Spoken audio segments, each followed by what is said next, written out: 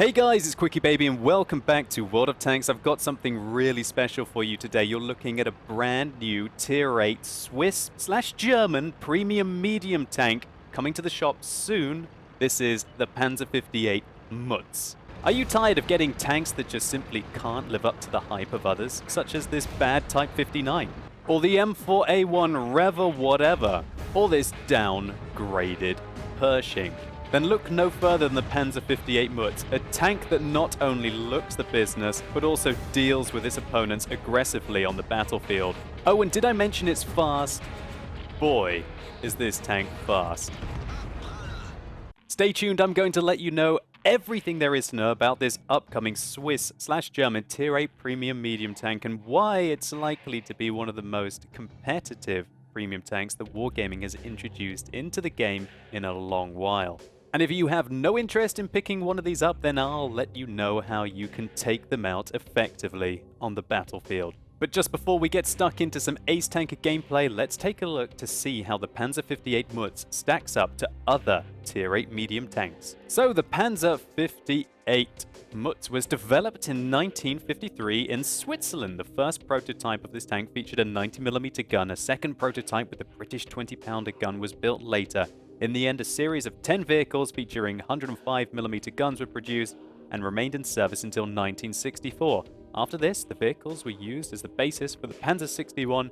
The only Panzer 58 that survives today features a 20-pounder gun and is currently located in a tank museum in Thun, Bern. So while this tank is definitely Swiss, as we can see with the emblems on the front of the vehicle, it is within the German nation branch, and so that means that if you've got German medium tank crews, that you're going to be able to use them in the Panzer 58. The tank has a 4-crew loadout, a commander, a gunner, a driver, and a loader, which is standard, for example, the Leopard prototype and the Leopard 1. The model of this tank is absolutely gorgeous. Wargaming just seem to keep outdoing themselves with tank models in HD. I really like this bear motif on the side of the tank, as well as all of the extra features. As you can see, some fuel tanks by the looks of it on the front there, the mirrors on the front of the left and the right of the vehicle, some ammo boxes. It truly is a tasty looking model. One thing that might interest you is, can you paint over this fancy bear motif on the side of the tank? Well, no you can't. There's no camouflage that you can apply to this vehicle. However, Wargaming have told me that while you can't put camouflage on this tank as it would spoil the overall cosmetic appearance of it, the base camouflage values of the vehicle have been adjusted so it effectively gets the vehicle concealment bonus that you would have on a medium tank for free. But if looking good is just not enough for you guys, then let's see how this vehicle stacks up compared to other Tier 8 medium tanks. So let's see how the Panzer 58 Mutz stacks up to the 59 Patton, the M4A1 Revolurise, and the M46 Patton KR, aka the Ripper Patton. Well, the vehicles all have fairly similar DPMs, with the Panzer 58 Mutz at 1,800, which is 100 lower than the 59 Patton and slightly lower than the Revolurise, but slightly higher than the Patton. The tank uses a 90mm gun similar to that of the 59 Patton and the Ripper Patton. The Panzer 58 Mutz uses a 90mm, the same as the 59 Patton and the Ripper Patton. This gun has got 240 alpha damage and a rate of fire of 7.5 rounds a minute, which is not fantastic really with regards to the rate of fire on this tank, and it does make the DPM of the vehicle a little low. And especially so if we compare the Panzer 58 Mutz to the CDC, the SDA-2 and the Panther 88, which have much better DPM than the new Swiss-German premium medium tank. However, the Panzer 58 Mutz certainly has something going for it, and that is the penetration. It gets 212mm, which is much better than the 59 Patton, the Revolurise, or the Ripper Patton, is comparable to the excellent penetration on the CDC, and much better than the SDA-2 or its rival, the Panther 88. So what about the weapon handling on the 58 Mutz? Well, it has a 2.3 second aim time, which is way better than the 59 Patton, the Revolurise, or the Ripper Patton. But it gets slightly worse dispersion on the move than the 59 Patton and the Ripper Patton, with turret traverse dispersion that's right in the middle. But when you consider that the base aim time is better, this vehicle will be able to aim at its targets faster than the recent Tier 8 premium medium tanks. The vehicle has just a touch longer aim time than the CDC and 0.2 seconds longer than the SDA-2, but better dispersion ratings than the CDC, but worse dispersion ratings than the SDA-2. The tank thankfully will be better than its Tier 8 German premium medium tank rival, the Panther 88, with regards to aim time. So how about the dispersion on the Panzer 58 Mutz? Well, it's 10 degrees, which is awesome. That's the same as the CDC, the SDA-2, 3 degrees better than the Panther 88, a degree better than the 59 Patton, 3 degrees better than the Revolorize, and the same as the Ripper Patton. So how about the mobility? Well, it goes at 50 kilometers an hour, which is best in class when you ignore the AMX CDC, which gets a whopping 57 kilometers an hour. The tank gets a fairly healthy horsepower to ton ratio of 17.23, which is way better than the 59 Patton and the M4A1 Revolorize. Not quite as good as the Ripper Patton, and nowhere near as good as the CDC, but much better than the STA2 or the Panther 88. And this is where the Panzer 58 Mutz really does shine. It gets fantastic terrain resistances, 0.5 on hard terrain, 0.7 on medium terrain, and 1.4 on soft terrain, which is way, way, way better than the other tanks and makes up for the kind of mediocre horsepower to ton ratio that this vehicle gets, making this tank highly mobile indeed. And it's only the track traverse that lets this tank down, with 36 degrees a second track traverse, which is worse than every other tank apart from the Panther 88. So what about the hull armor? Well, the tank gets 90mm at the front, 120 on the front of the turret, a terrible 30 on the side of the tank, and 40 at the rear, with 65 on the side of the turret and 40 at the rear. This kind of gives the tank similar armor to the Ripper Patton, of course much better than the CDC or the STA2, and it's certainly in line with the armor on the Panther 88. When we look at the 3D model, we can see that the only part of the hull armor which is 120 is this orange band here, with the red band below it actually being a tiny part of 200mm of effective armor. The shape of the armor on the Panzer 58 Mutz is convex, and so that means that the upper plate armor is actually quite well angled, and you're going to be able to pull off ricochets occasionally here when the normalization angle goes above 70. But for the most part, you've got to consider that you've got pretty much about 150mm of armor that isn't going to do much unless you're getting shot by tier 6 tanks. But it's certainly something nice to have that the CDC doesn't. With regards to the turret, the tank does have 2 cupolas that we can see sticking up here that are very weak. So if you can see these on this vehicle, definitely take advantage of them. The top of the tank has a rather weak 30mm of armor, but if you use the 10 degrees of gun depression that you should be using in the Panzer 58 Mutz, then that is no longer available to hit. And then you get this fairly effective mantlet. We can see that the upper parts of it have extreme angles and a good amount of spaced armor. But to the left and the right of the mantlet, it's only about 100 to 120mm thick, so you can take advantage of that there. Outside of this, on the cheeks, you've got an area of 120mm of turret armor, then 90mm, but the angling starts to get extreme, and you don't want to hit outside this, as you're going to be hitting very well angled side armor that will auto ricochet. With this tank, if you can get the side armor of the Mutz, it is only 30mm and there's nothing spaced above the upper hull, so you could fire high explosive rounds here and absolutely devastate this tank. Unfortunately, this tank gets lowest in class health of 1,300, which doesn't stack up against any of the latest premium tanks, and not some of the older ones either. Even the AMX CDC gets more health than the Panzer Mutz, meaning that this tank won't be very durable at all. The vehicle gets okay view range of 380 meters, which is better than the 59 Patton, but worse than the Revolorize, the Ripper Patton, and the CDC, the same as the STA2, and worse than the Panther 88. So after comparing the Panzer 58 Mutz to all of these premium vehicles, I realized it was very similar to an Inden Panzer. It has 10% worse DPM than the Inden Panzer, but pretty much the same gun stats apart from that. Its aim time is much better than the Inden Panzer, its accuracy is 0.36 rather than 0.34, but it gets much better dispersion values, which will allow this tank to aim way, way, way faster at its opponents than an Inden Panzer.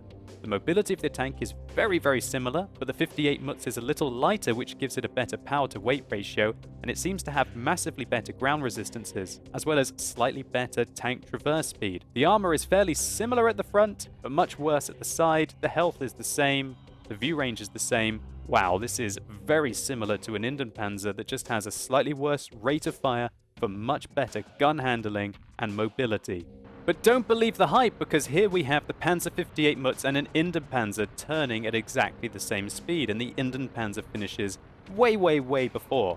And before you ask, we have got exactly the same crew skills and equipment loadout. And we repeated this on the hard terrain of the road, and as we can clearly see, when you're on hard terrain, the traverse speed is pretty much exactly the same between the 58 Mutz and the Inden Panzer. So it's only on the soft terrain that the Inden Panzer has the track traverse advantage. However, when we did a drag race, we can clearly see that the Panzer 58 Mutz, with its better horsepower to ton ratio and in theory ground resistances, was able to leave the Inden Panzer behind reaching its top speed limit of 50 kilometers an hour up this shallow gradient. And so that means that the power to weight advantage, the terrain resistance advantage, and the track traverse speed advantage that the Panzer 58 Mutz has over the Inden Panzer that would suggest that the vehicle would blow this thing out of the water with regards to mobility, it doesn't really have that impact. This tank, as we saw, is quite a lot faster in a drag race, turns at exactly the same speed on hard terrain, but is much slower to turn the tank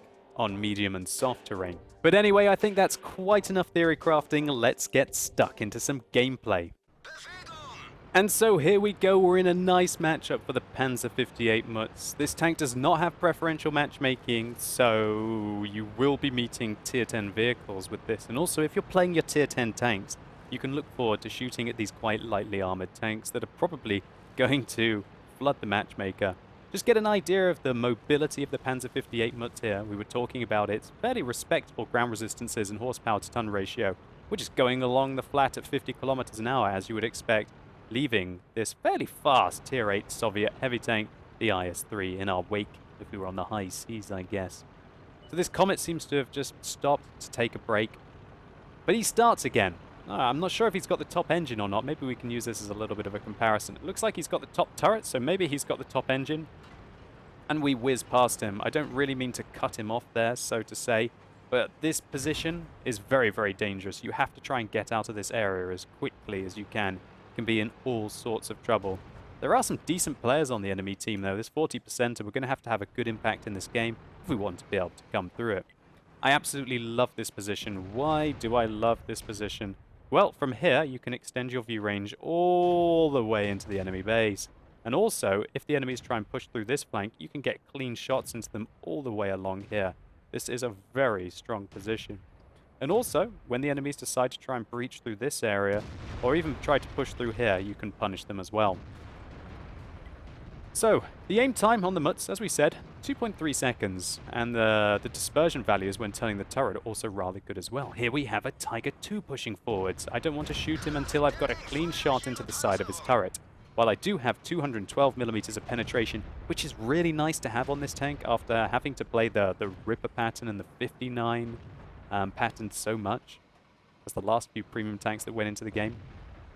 Or even the Revelarize, which has got 200mm of penetration, but APCR rounds rather than AP with slightly lower normalization on them. It's very nice to have that 212mm of penetration, and this gun works very well on the CDC or the Inden Panzer. So, we can put a nice shot there into the side of the turret of the Tiger II. We hit his loader, the Eagle Eye perk telling us that we have knocked out his loader, and he's going to take a lot longer to reload his tank, something that we might be able to take advantage of. Just that little bit of knowledge. Put a good shot into there in the back of the Jackson. The aim time on this tank really is very nice in this kind of a position. And I was a little worried there about getting hit by that Tiger II. When you've only got 1,300 hit points, getting hit for 320 alpha damage, it's fairly significant. I really do feel that this is a lovely gun to have on our medium tank. Fair enough, the 7.5 rounds a minute rate of fire might not be very nice. Unfortunately, I panic a little bit there, unable to hit the Cromwell Berlin, as I felt like the Carnarvon puts a good shot into us. But I do feel like I can be quite reliable with this gun. The enemies can't see us. We're using the bushes very well. Snipe into the cupola, pull back. That's how you're going to have to play in your Panzer 58 Mutz. Very, very sneaky indeed. One thing that I do like about this tank is this bear motif on the side. It looks like the bear is looking left and right as it tries to harass its opponents. Not quite so much when you turn the turret behind the tank, but when you've got the turret on the side there, I do really like the design of this vehicle. So, the enemies have pushed forwards those two tier 8 heavy tanks, tired of getting shot by me from above, so I'm going to try and get up behind them. We launch our way down the slope, and using the excellent mobility of this tank, able to get up behind the Carnarvon, and I did not think that that would bounce. Wow, that was a next level bounce. And unfortunately that means that the Carnarvon is able to turn his turret and shoot us before we're able to finish him off. What a disaster that was. I'd quite like those 231 hit points back, please, RNG, but I know you're probably not going to give them to me. We just had a really nice result for the team, though, there. We harassed a lot of opponents and picked up a few kills. And now we get to find this CDC in a very awkward situation. Doesn't look like he quite knows what's going on. Oh, what's that behind me? Is it a Panzer 58 Mutz? It's not doing too well, the poor fellow. This tank here, thinking about it now, is going to be quite similar to a CDC. Almost a German CDC. We loaded a high explosive round there to hopefully put another round into the CDC to finish him off. Didn't want to have to reload an AP round to go after the Cromwell Berlin. So we fire a high explosive round at him, just doing 153 damage, unable to penetrate his tank. We would have done better firing an AP round there at the Cromwell Berlin. Again, I do like this tank a lot from its ability to clean up at the end. The mobility does allow you to get where you need to go. Something that's a little bit more frustrating in a 59 pattern or a Ripper pattern. Just putting a casual shot into the side of the T-32 there, and he gets finished off by a T-32 on my team. So from here, I'm kind of a little worried about the 111, but it looks like the IS-3 is the one who's paying me attention. The 111 seems to be keen to go after the T-32, who puts a good shot into him. I'm going to try and side scrape in this tank. Really doesn't work out well there, though. Remember, this tank has got like 30 millimeters of side armor. Yeah, side scraping probably isn't going to work out too well.